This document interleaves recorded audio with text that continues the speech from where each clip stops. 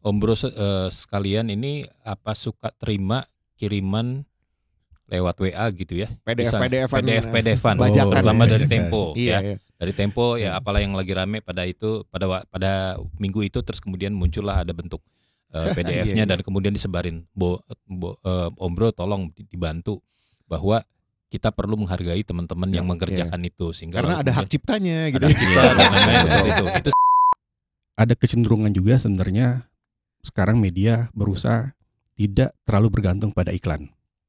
Jadi kita berusaha shifting tuh dari yang tadinya heavy rely on advertising gitu ya. Kita coba geser untuk sifatnya lebih ke subscriber. Ya nggak apa-apa, emang wajar. Itu adalah salah satu revenue source dari media adalah membuat advertorial. Nah, gue pengen tahu nih, sejauh apa sih advertorial itu bisa advertorial? Apa batasan-batasannya?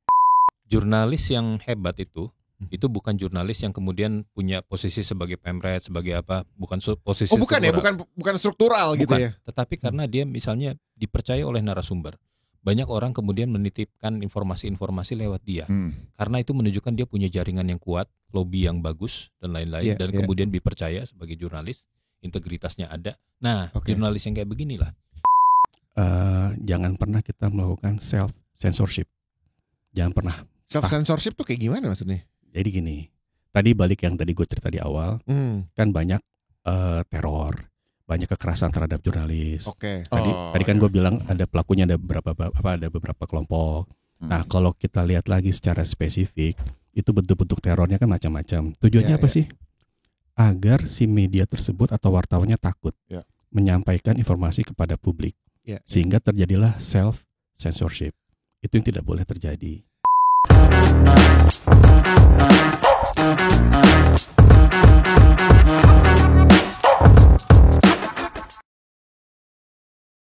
Di zaman yang sekarang, gue by the way gue main X banget, gue main Twitter banget gitu ya. Dan banyak sekarang lihat kayak misalnya account anonim atau yang non anonim gitu yang spilling mengenai apapun lah, spill dan terjadi rame di social media dan kelihatannya benar. Sebagai user kita ngeliat kayaknya nih benar nih, tapi kita punya persepsi sebagai publik. Kalau berita itu belum di pick up sama konvensional media, Kompas, Tempo dan teman-teman yang lainnya, kayaknya nih berita masih bohong. Beritanya belum legit lah gitu. Desas-desus. Masih dianggap statusnya itu desas-desus.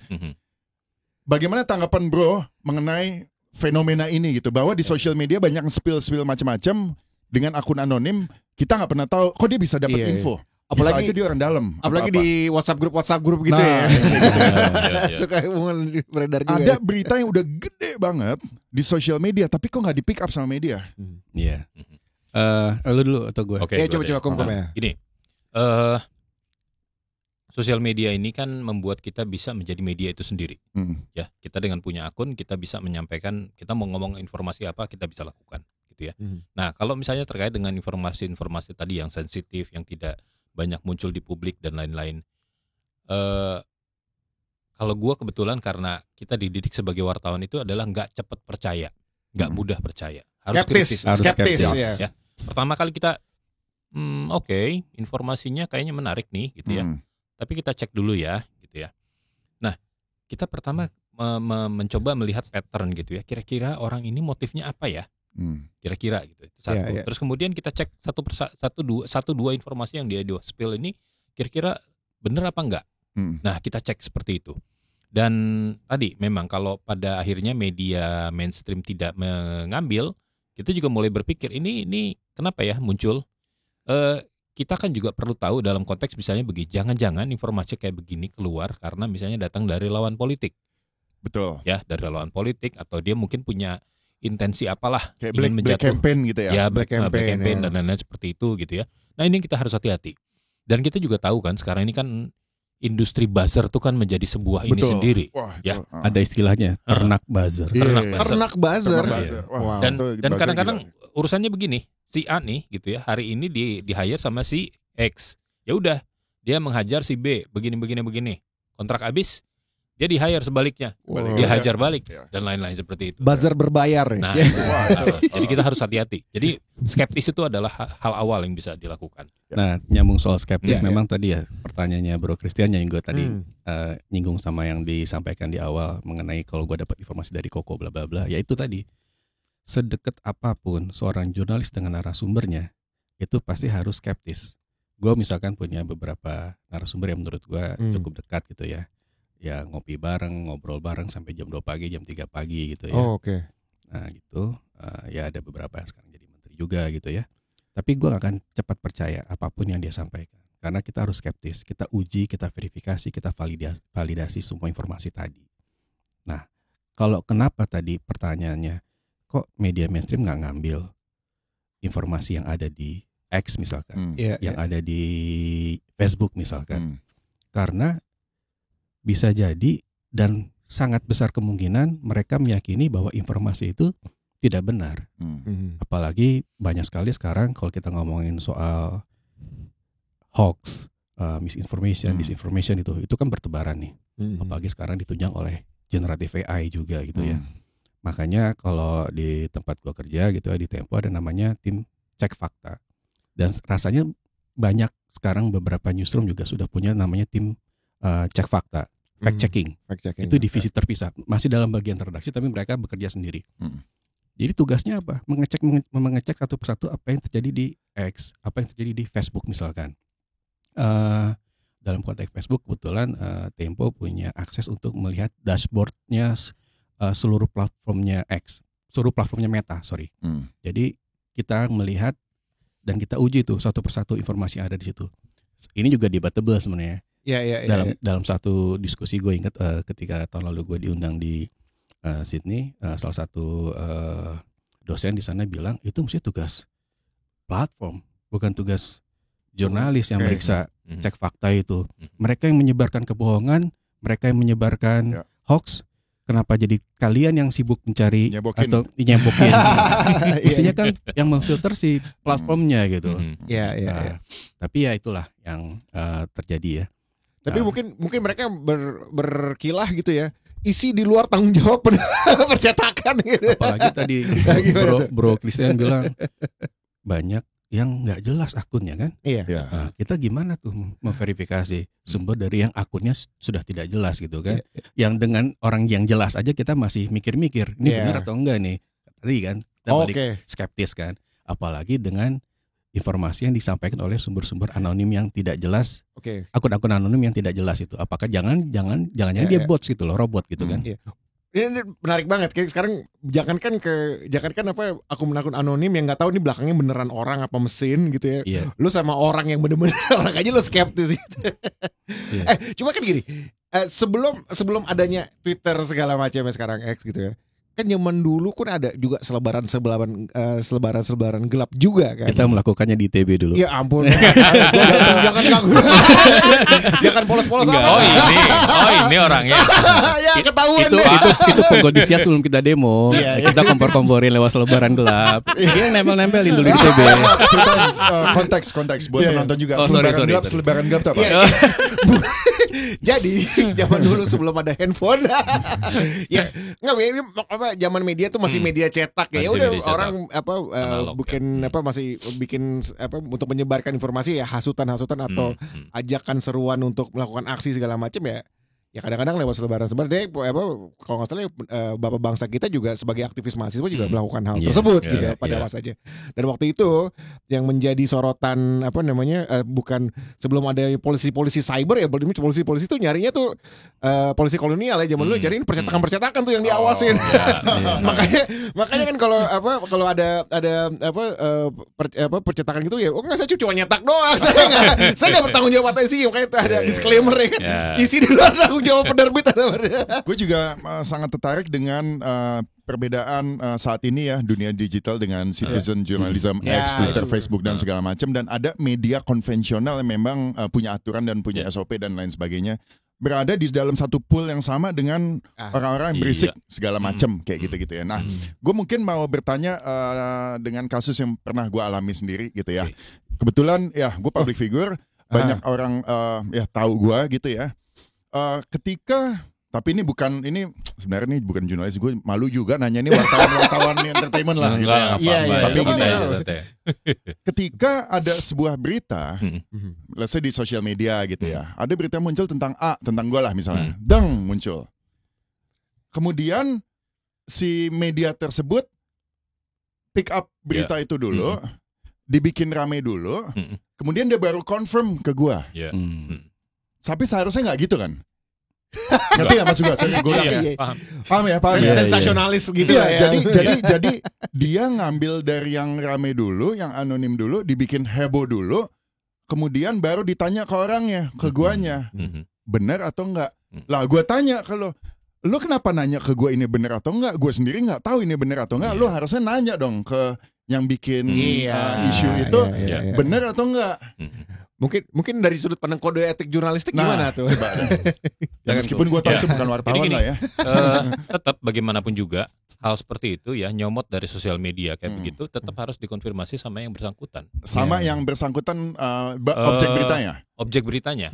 Jadi artinya begini, ya angkat tentang lu gitu kan. Ya pada saat yang bersamaan harusnya itu adalah mengkonfirmasi kepada lu dulu sebelum dipublish. Betul. Ya. Jadi artinya itu proses yang bersamaan dilakukan, bukan kemudian dipublish dulu begitu rame baru kemudian diminta konfirmasi. Nah, itu salah. Karena itu kan pasti dia punya tujuan juga untuk clickbait dulu nih. Betul. Clickbait dulu begini baru nanti komentar lu apapun, lu mau nolak, lu mau bilang muncul iya, lagi, tetap aja muncul lagi, terus lagi begini. Itu harusnya dilakukan dari awal sama-sama. Ya, nah di saat seperti ini, ketika zaman dulu mungkin kalau media tuh print segala macam kan dari advertising nih, gue mulai masuk yang ke agak arah bisnisnya dulu ya sebagai medianya gitu ya. Kan harus hidup, kantor harus gaji orang dan lain sebagainya. Di zaman dulu kita beli majalah jual harga sekian gitu, ada harga fix. Kalau zaman sekarang kan bisa kita bilang dalam tanda kutip ya gratis lah, hampir gratis mungkin. Tempo berbayar nih ada. Berbayar. Kompas ada yang berbayar juga. Ada yang berbayar juga gitu ya. Cuman mostly kan berita kita lihat gratis. Gimana institusi media di saat ini digital ini untuk mempertahankan, karena gue tahu gue pernah punya online media juga dan itu berat banget. Kita harus main volume, kita harus klik advertisingnya dari iklan yang begitu-begitu yang harus banyak membaca sehingga banyak kecenderungannya untuk bikin berita yang sensasional dan satu berita, misalnya gue ketemu sama lo nih, ngobrol mengenai A. Oh, Mas Yandri bilang X, sesuatu gitu. Satu berita cuman dia ngomong X doang dijadiin 3-4 kali halaman. Apa tanggapan kalian? Oke. Revenue stream media ini memang jadi tantangan sekarang. Harus diakui. Tapi di satu sisi masih banyak pembaca yang butuh informasi yang berkualitas. Betul. Nah, pembaca yang butuh informasi berkualitas itulah yang sebenarnya disasar oleh media-media mainstream seperti Kompas dan Tempo. Untuk mendorong mereka punya semacam willingness to pay untuk mensupport media-media yang berintegritas tersebut.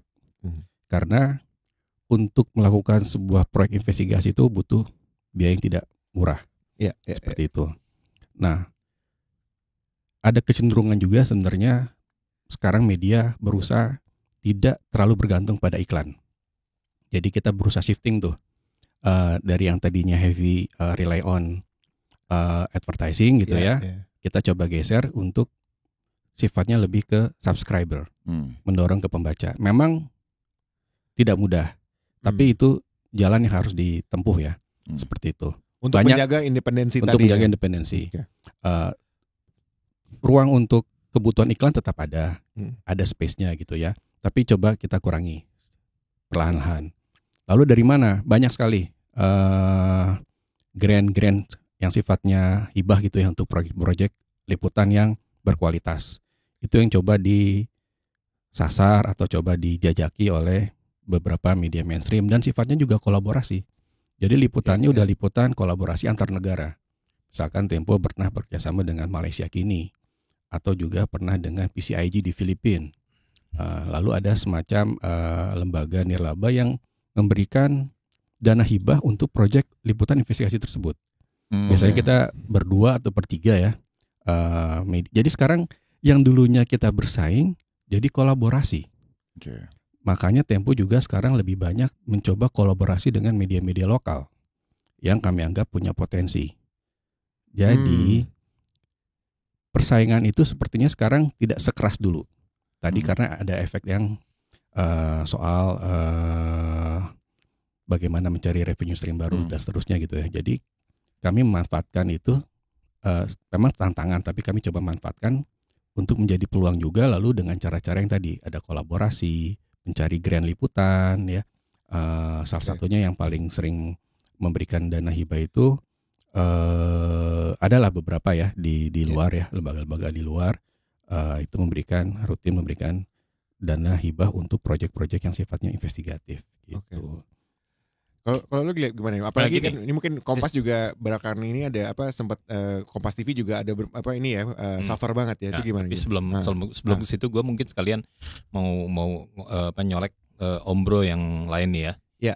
Om Bro sekalian ini suka terima kiriman lewat WA gitu ya? PDF-an terutama dari Tempo ya. Dari Tempo ya, apalah yang lagi rame pada pada minggu itu, terus kemudian muncullah ada bentuk PDF-nya dan kemudian disebarin. Om Bro tolong dibantu bahwa kita perlu menghargai teman-teman yang mengerjakan itu, sehingga karena ada hak ciptanya gitu. Ada hak cipta dan lain-lain itu satu gitu ya. Dan gue pikir kalau gue dalam memposisikan gue sebagai seorang pengamat gitu ya, Tempo ini buat gue berhasil dengan misalnya dengan bocor halusnya gitu-gitu segala gitu ya. Itu kan satu inovasi dan sekaligus juga untuk menaikkan para pembaca digital dan lain-lain seperti itu gitu ya. Saya kira itu terobosan yang bagus ya. Dan gue mau kasih contoh ilustrasi dari tempat lain. 2017 ketika Trump itu terpilih jadi presiden Amerika ya, untuk yang periode pertama pada waktu itu ada kenaikan signifikan pelanggan digitalnya New York Times sampai 139.000 ya pada tahun 2018 awal. Gitu ya. Kenapa begitu? Karena masyarakat sadar bahwa pemerintahnya pada saat itu bukan pemerintah yang bisa dipercaya. Oleh karena itu mereka tetap harus bisa mengambil informasi-informasi yang bisa dipercaya. Dan dari mana itu? Dari New York Times. Nah, gue pikir ini juga bisa kita lihat untuk kondisi di Indonesia gitu ya.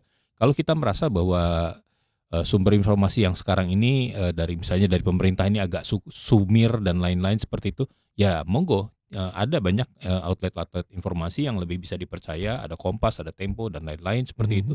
Nah, bantulah media-media seperti ini supaya mereka bisa tetap survive dan informasi-informasi yang bagus itu masih bisa dihasilkan oleh media-media ini gitu ya. Nah, kalau terkait dengan sejumlah PHK yang terjadi dalam minggu-minggu ini gitu ya.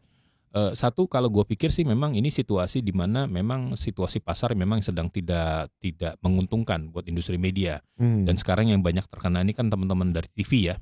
Saya kira memang ini juga memang senjakala juga lah ya buat teman-teman di TV, sunset industri dan lain-lain seperti itu. Tetapi di sisi yang lain gue mau lihat begini.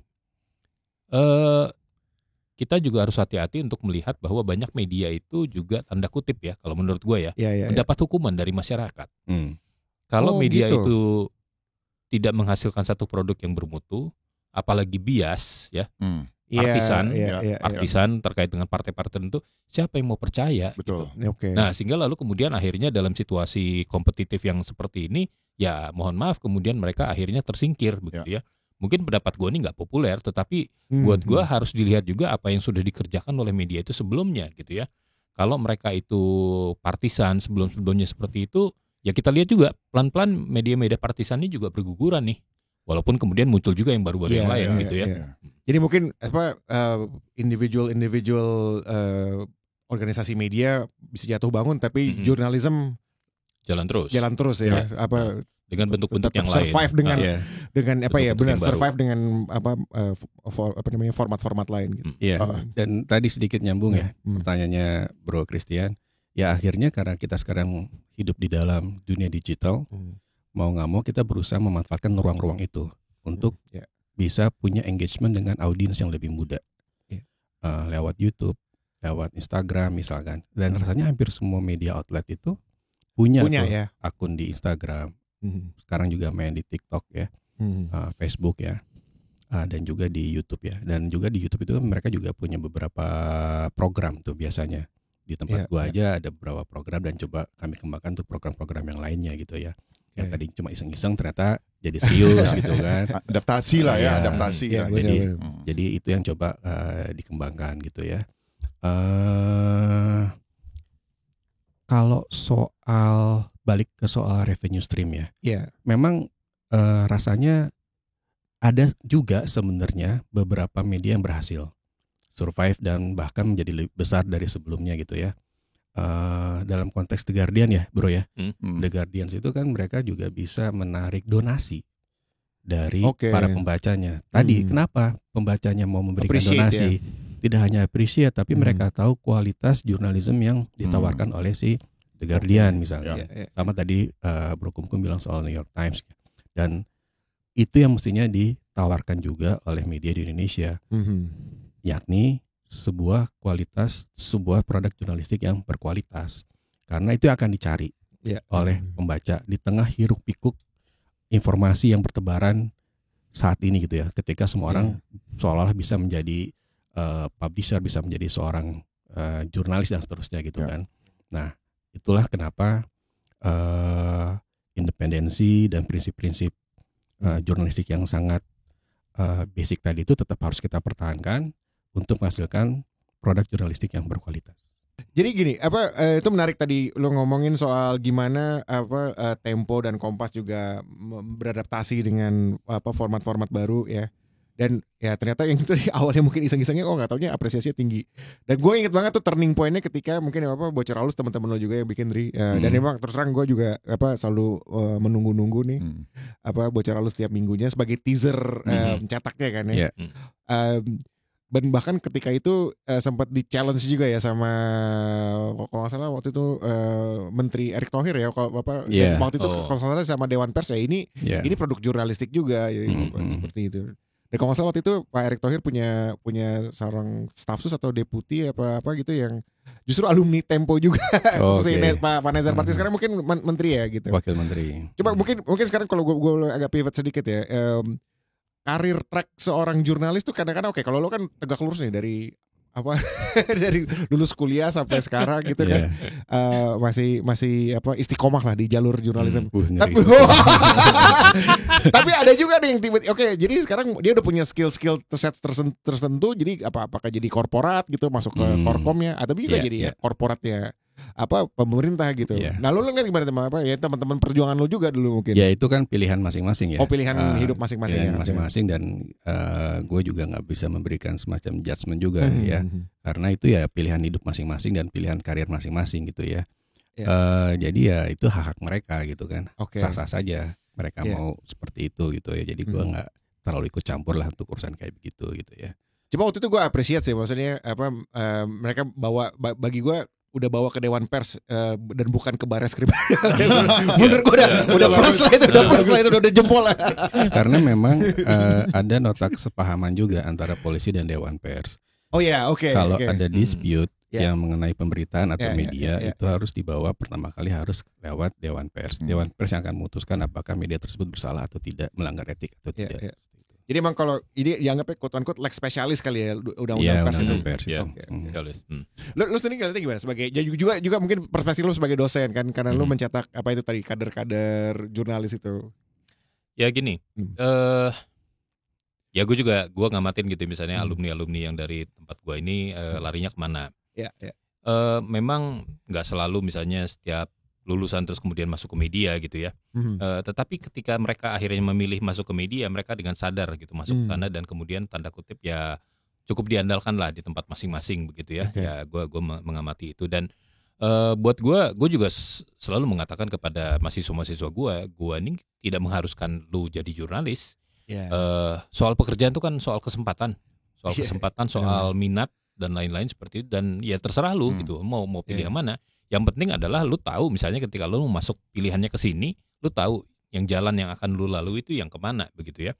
Dan lah ada ya gue masih sering ketemu dengan teman-teman bekas-bekas mahasiswa gue yang masih jadi jurnalis dan lain-lain, sering ngobrol, mereka juga suka curhat gitu ya, kondisinya kayak gimana dan lain-lain. Tapi gue tetap ingin mengatakan bahwa profesi ini profesi yang bagus kok, profesi yang mulia, berguna buat publik dan lain-lain seperti itu ya.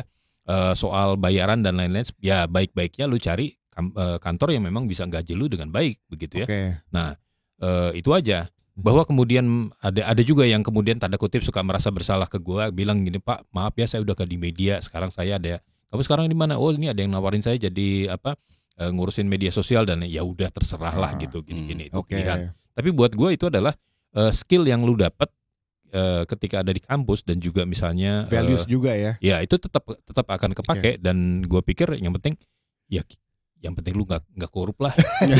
itu aja lah.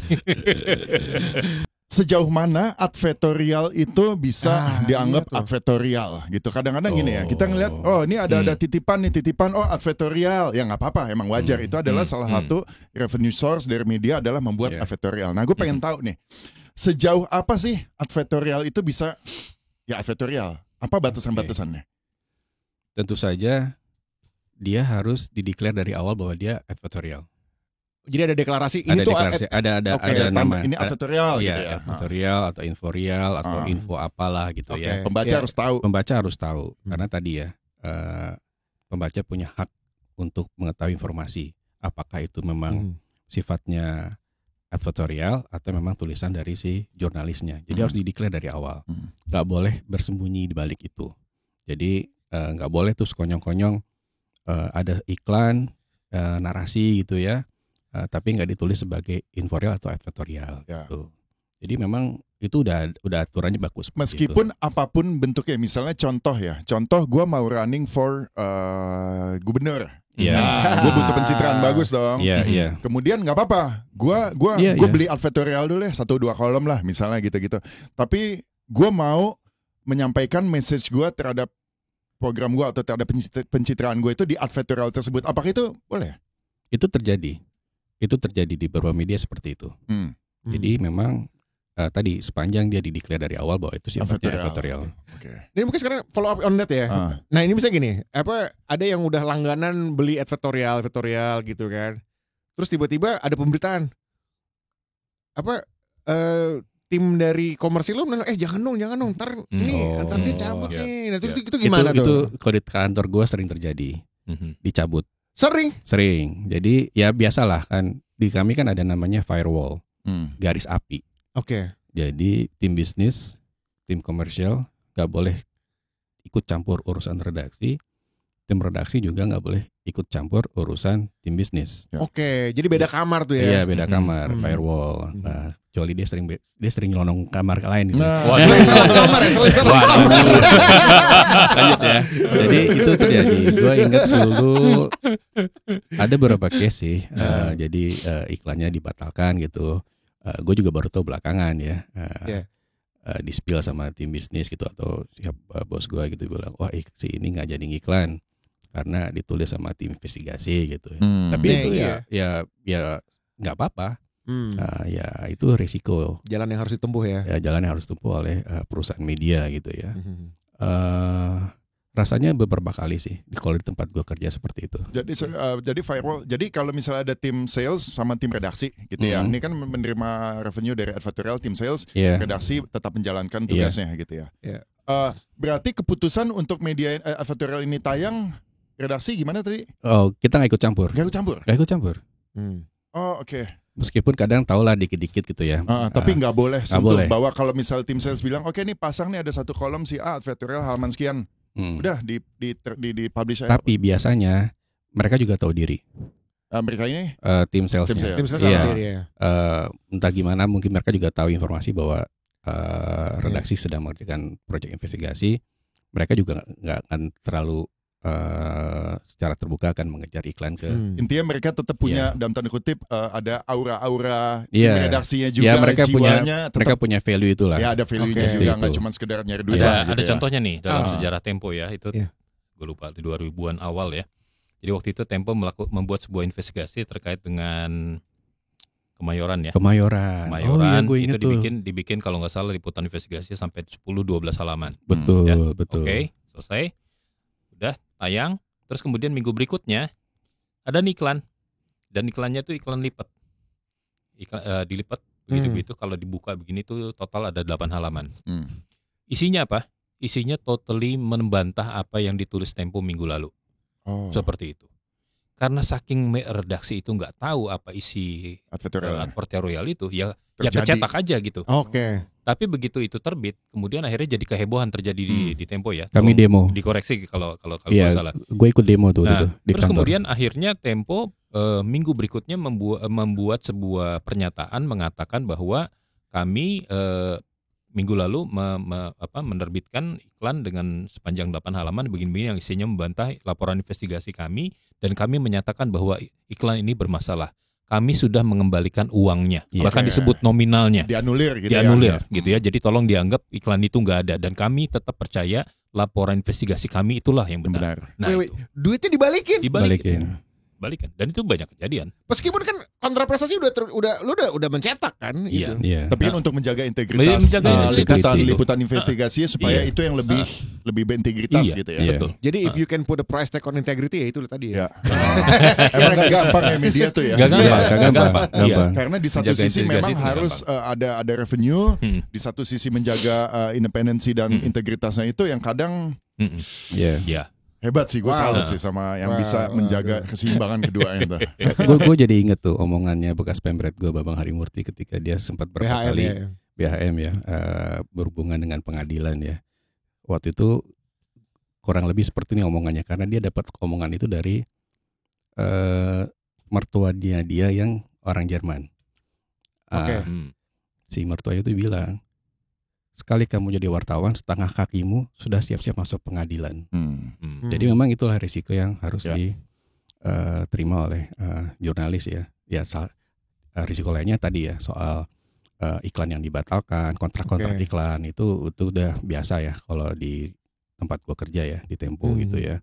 Ya toh kami fine-fine aja gitu, seperti itu. Jadi ya investigasi jalan terus gitu ya. Nggak pernah ada. Karena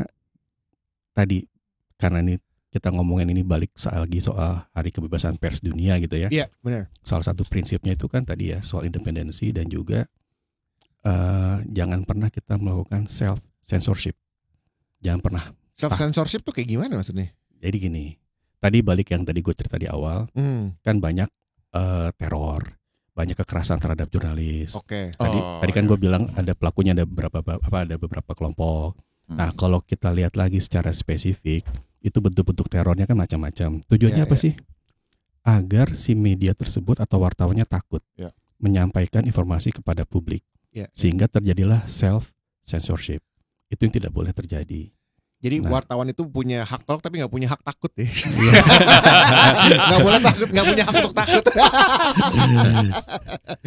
Jurnalis yang hebat itu bukan jurnalis yang kemudian punya posisi sebagai pemret, sebagai apa, bukan posisi struktural. Bukan struktural gitu ya. Tetapi karena dia misalnya dipercaya oleh narasumber, banyak orang kemudian menitipkan informasi-informasi lewat dia. Karena itu menunjukkan dia punya jaringan yang kuat, lobby yang bagus dan lain-lain, dan kemudian dipercaya sebagai jurnalis, integritasnya ada. Nah, jurnalis yang kayak beginilah. Jadi ukurannya jurnalis hebat itu bukan semata-mata posisinya gitu ya, tapi itu tadi jaringannya dia, lobbynya dia gitu ya, terus kemudian dipercaya sama banyak narasumber itu. Oke, mungkin sebelum final remarks, apa nih yang kita bisa lakukan gitu ya sebagai non jurnalis gitu ya, untuk mensupport, mengapresiasi jurnalisme berkualitas supaya ya itu tadi menjaga juga kepentingan publik gitu. Mungkin mulai dari Bro Kumkum dulu. Oke. Jadi begini, apa yang bisa dilakukan oleh orang non-jurnalistik membantu untuk jurnalis berkualitas? Ya membantu dengan cara misalnya berlangganan support gitu ya. Dan jadi, jangan nyebarin tadi PDF lewat WA itu gitu ya. Hargailah bahwa ada banyak puluhan orang yang mengerjakan liputan itu berdarah-darah, berminggu-minggu bahkan berbulan-bulan. Kadang-kadang mengorbankan nyawanya juga ya. Dan jadi tolong dibantu semacam itu. Terus kemudian juga ya bisa diingatkan lah, misalnya teman-teman yang coba menyebar-nyebarkan kayak gitu, diingatkan bahwa ini kita harus menghargai loh. Mungkin admin WAG-nya juga harus menegur ya nih jangan Dan juga sebenarnya itu juga membantu jurnalisme berkualitas, itu artinya sebenarnya kan juga menghadang adanya banyak serangan-serangan hoax. Hoax itu dibikin banyak sekali seperti itu, bahkan kadang-kadang satu media bisa membongkar satu hoax, tapi kemudian hoax yang lain mulai makin banyak lagi seperti itu. Oke, jadi dengan audiens, dengan pelanggan tidak menyebarkan bahan bajakan, itu tidak hanya membantu si media outlet yang bersangkutan, tapi itu menjadi suplemen baru. Suplemen baru, spirit baru, penyemangat buat si jurnalis ini untuk menghasilkan karya-karya berkualitas berikutnya. Jadi itu adalah apresiasi bagaimana ada semacam engagement antara pembaca dan jurnalis. Jadi ketika lu membeli hasil karya jurnalistik, tidak membaca yang barang bajakan dalam bentuk PDF dan seterusnya, itu akan menjadi spirit baru buat teman-teman jurnalis untuk menghasilkan karya-karya yang berkualitas berikutnya. Gitu bro. Gitu ya. Jadi ingat kalau ada bahan bajakan di WAG langsung tegur, langsung delete gitu. Dan langganan aja Tempo, gak bakal miskin lah langganan Tempo yang ngasih paling cuma 60.000 atau Kompas tuh langganan paling berapa ratus ribu, 50.000 per bulan. Come on, iya. Segelas cangkir lah. Kopi ya. Gue sangat salut gitu ya dengan kerja jurnalisme, wartawan segala macam gitu. Gue sangat suka karena gue suka baca juga, suka baca informasi dan ya semoga dengan di Hari Kebebasan Pers Dunia ini wartawan-wartawan Indo bisa terus menjaga marwahnya gitu ya dan segala macam. Dan mungkin yang paling gue rasa adalah bahwa wartawan, jurnalis dengan berita yang diproduce, karya-karya yang dihasilkan, itulah yang dibaca sama orang dan itulah yang men-shape persepsi kita dengan apa yang terjadi di negara kita saat ini. Gitu ya. Itu sangat-sangat terbentuk dari berita-berita yang keluar. Kita kan membaca berita, kalau misalnya beritanya hancur banget, kita ngerasa negara kita hancur banget deh. Ngerasanya begitu. Terlepas kita tahu itu benar atau enggak gitu ya. Dan juga don't make stupid people famous. Itu yang paling penting. Itu yang paling penting. Kadang-kadang ya karena ini rame, ya gue ngerti ada unsur-unsur untuk mendapatkan revenue gitu ya. Jadi hal-hal tersebut diangkat. Cuman itu yang lama-lama jadi negara kita nih kok gue persepsi ngelihat berita-berita kok begini banget gitu ya. Ya mudah-mudahan semangat spirit itu bisa sama-sama, terutama ada teman-teman bro gini yang di PL. Sama-sama kita bangga banget ya. Kita bangga banget. Dan gue terus mendoakan semoga selalu sehat dan semoga kerjaan-kerjaannya juga semakin bagus dan berkarya dan terus bisa menjaga, itulah salah satu pilar dari demokrasi di Indo. Ya dan gue juga sebenarnya beberapa kali mungkin lebih dari 5 kali lah kontribusi ke Tempo. Kalau ke Jakarta Post juga lumayan ya. Tapi op-ed sih seperti itu. Dan ya gue sepakat banget sih, emang the least we can do ya. Again, kalau ada konten-konten bajakan jangan disebarin. Ya kalau buat admin WAG kalau ada lu langsung langsung di-delete aja gitu. Terus mendingan ya udah nih. Dan enggak mahal gitu loh. Enggak mahal. Betul. Berapa sih sebulan? Kan satu cangkir kopi lah. 60.000 ya lah. Ya benar, sama-sama kopi juga kebeli lah. Lu enggak bakal miskin lah jadi. Langganan Tempo, langganan Kompas enggak bakalan miskin lah gara-gara itu. Ya.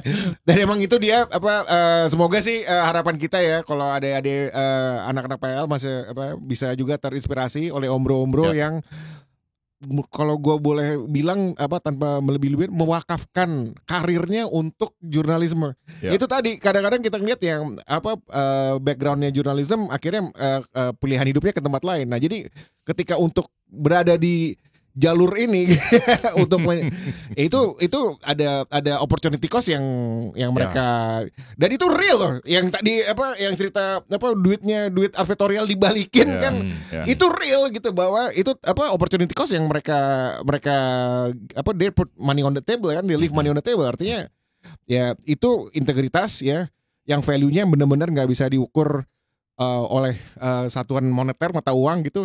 Dan kalau lo ngerti Mars PL, berbakti dengan sukarela hati, nggak ada yang lebih dari apa yang tadi dilakukan oleh ombros-ombros itu berdua. Wah,